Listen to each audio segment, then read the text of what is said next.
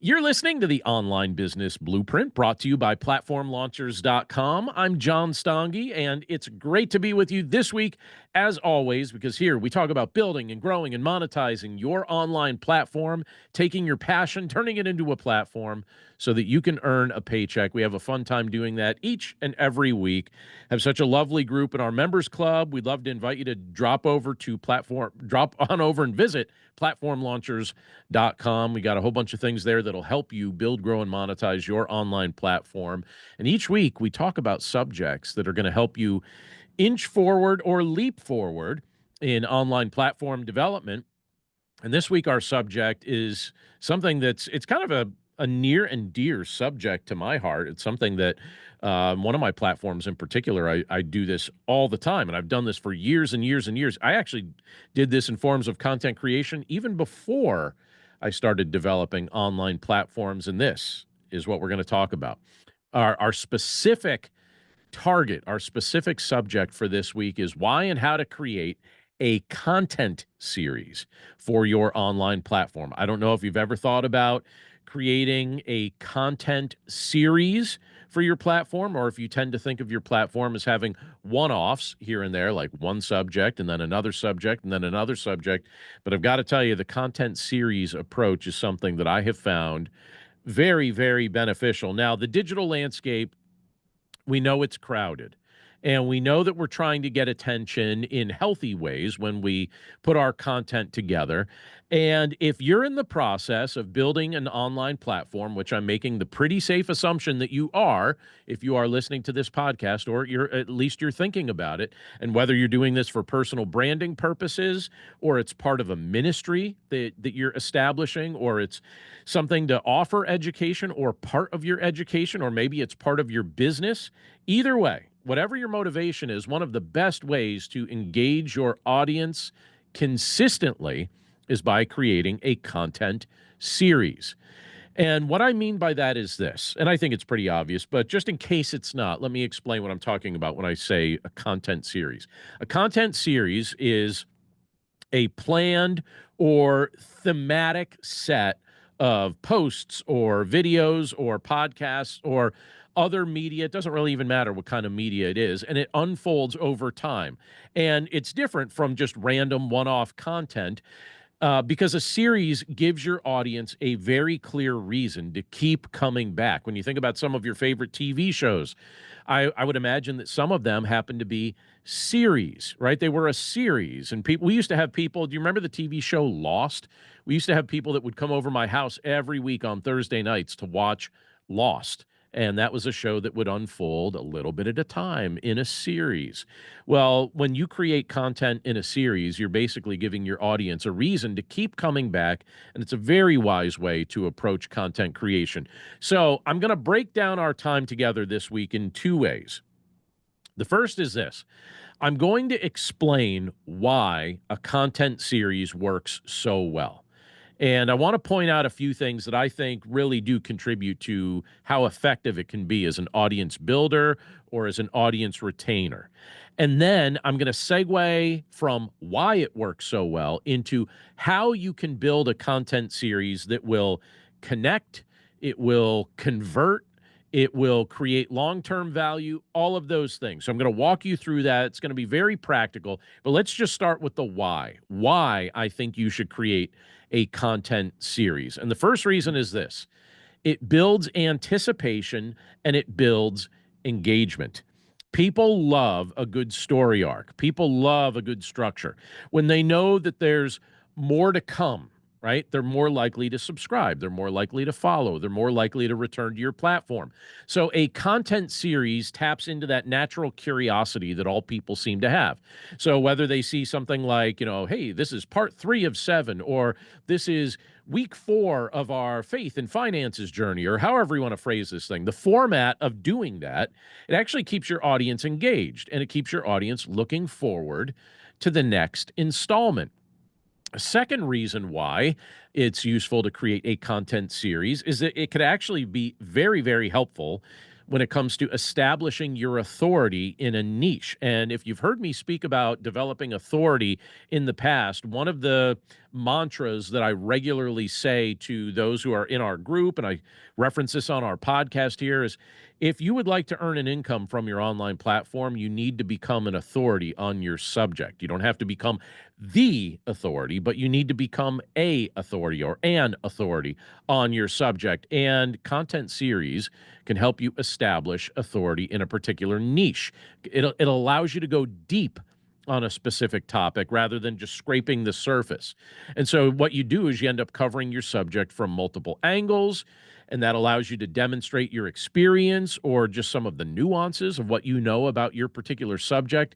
And as you do that, it helps you build trust. It helps you become an authority on your subject matter. So if your niche is health, we have people in our group here who are focused on health coaching and health related products and stuff like that. And so if your niche is health, well, a content series related to health needs can certainly be extremely helpful. Or if you focus on something like ministry leadership or entrepreneurship or Bible teaching, or really anything that is your particular area of expertise, a series, what it does is it allows you to unpack big ideas without overwhelming people all at once. And it allows you to establish authority in that niche. A third reason why I recommend every now and then creating your content in a series, and this is super practical and it'll actually help you get across the finish line, and that's this: it's easier to plan and it's easier to stay consistent when you start teaching or presenting content in a series. Now, just before we went live with the podcast this week, I was joking with the group that there are several words that I tend to use with regularity, and they know that one of them that they hear me say all the time is the word consistency. But I'll tell you what, consistency is crucial for growing any platform. And a series will help you stay organized. It will also help you stay consistent. And what you do is once you map out the structure of a series, your content calendar becomes so much easier to manage. You don't find yourself scrambling for ideas at the last minute. Each episode or each post, what it does is it follows a natural progression that you can schedule and you can batch in advance. It's really, really helpful. It's much easier to plan. It's much easier to stay consistent.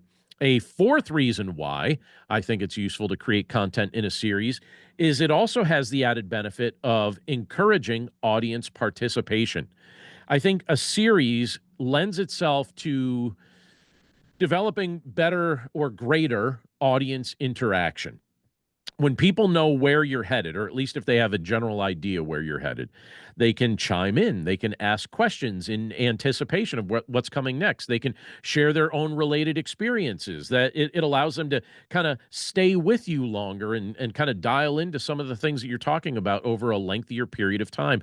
And you can even, as you're listening to some of that response that you get from people who are interacting with your content, you can even use that feedback to shape some of the later parts of the series. And you can do that based on their input.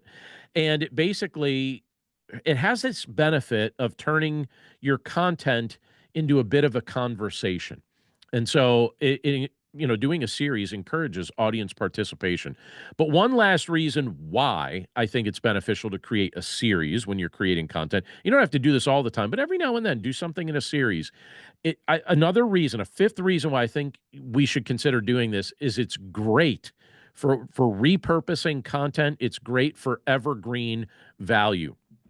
A strong content series can be repurposed into all sorts of other things. You could put it into all sorts of other formats. It could become blog posts that become videos, and videos that become podcasts, and podcasts that become social media snippets. Eventually, the whole series can be bundled into an ebook. I've absolutely done that multiple times with some of the books that I've released. It could also be bundled into a course if you want to create a course, or an email sequence, or just something that you can then create long-term value out of something that was really a short-term effort. It's great for repurposing, and it's great for evergreen value. But All that is well and good. I wanted to start off with why I think we should do this, but let me spend the rest of our time explaining how to create a content series, and not just how to create it, but as I present this, I want to share something that will work for you. So, like, here's how to create a content series that absolutely works. And I promise you, it doesn't have to be complicated, but it should be intentional. So, let me give this to you in steps. I'm just going to walk you through a few steps here. And so, step one is this. We're just going to do this a piece at a time. All right. And by the way, my notes for this, I'm going to post on the blog at platformlaunchers.com. So if you're listening to the audio right now or watching via video, just go to platformlaunchers.com. You could follow these steps. They'll be in a blog post there, right there on the website. But step one is this. Choose a focused topic that solves a problem. So start with your audience needs. What are they asking? What pain point can you help solve?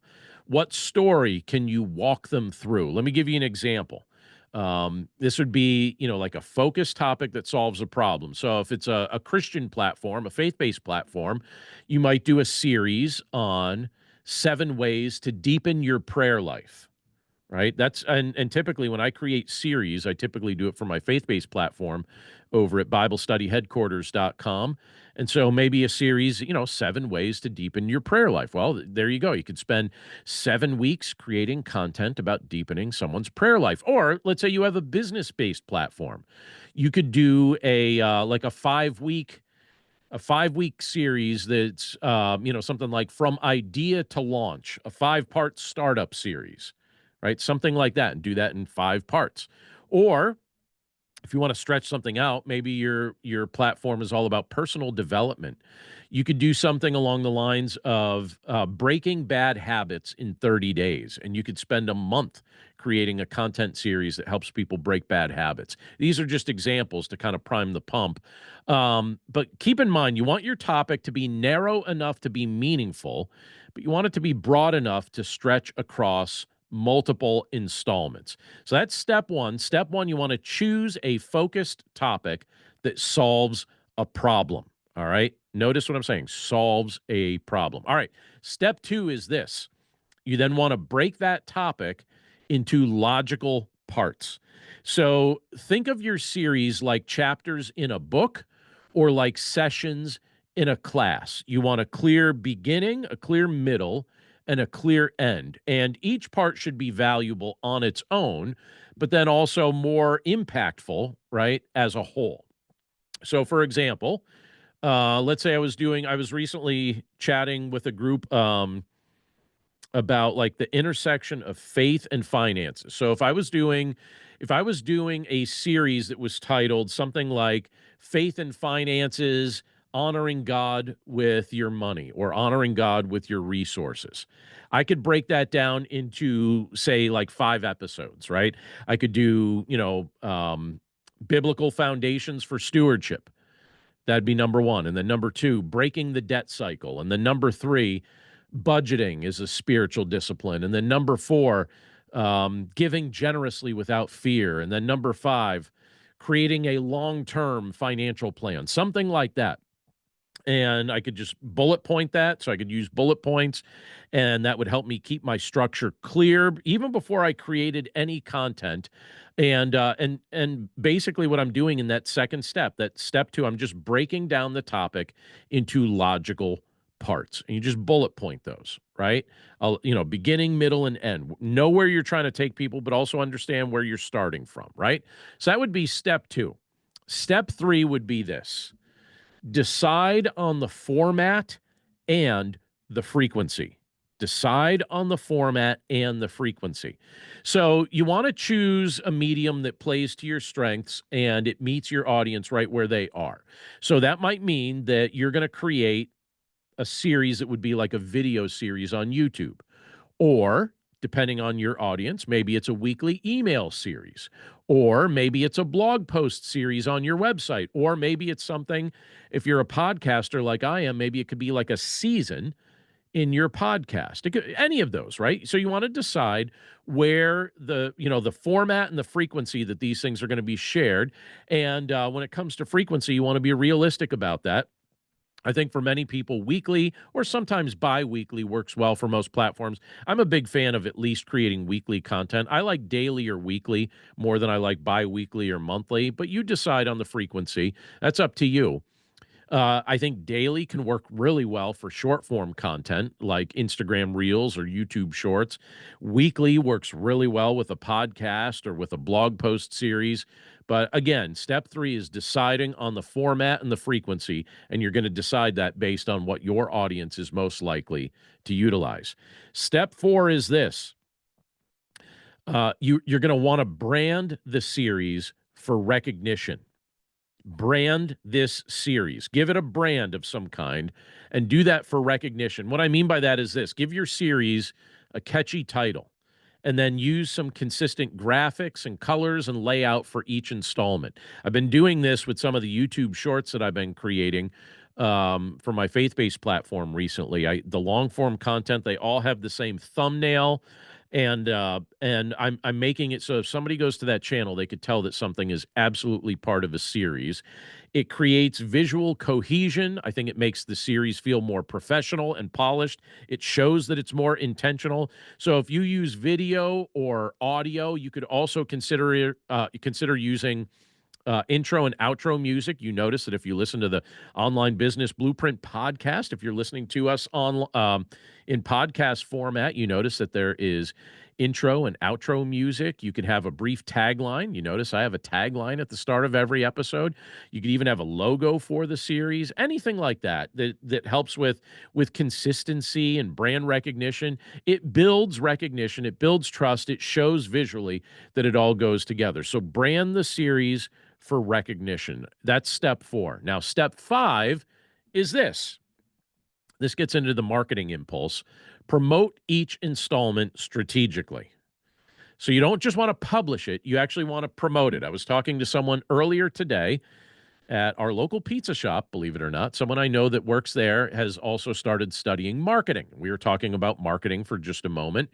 And when it comes to this content, step five is all about promotion. You don't want to just publish it, you want to promote it, and you want to promote it strategically.